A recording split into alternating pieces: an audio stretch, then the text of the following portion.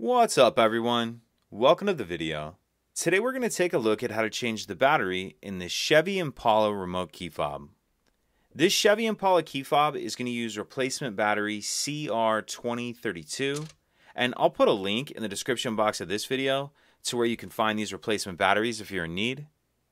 So the first thing I'm going to do is grab my key fob and flip the key blade out. Then I'm going to hold it with the buttons facing down. And in that space where the key flipped out of, I'm going to get a couple of my fingers in there and then kind of get my thumb down here on this back cover. And then I'll just peel that back cover off like that. And as you can see, this battery kind of popped out of its holder, which sometimes it does.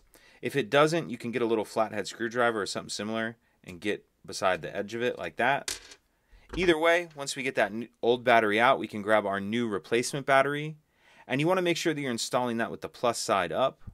And taking a look at the holder, you can see this one side has a little plastic piece on it that makes the edge flat. That's the side we're going to tuck in first. So tuck that edge in like that. And then the battery will just sit down in place once we get our back cover on. So make sure your battery is sitting down in there with that edge tucked in. And then we can snap the back cover on. Put our key blade back down. And that's it. If you could take a second to like and subscribe, it helps us out. And I'd appreciate it. Thank you.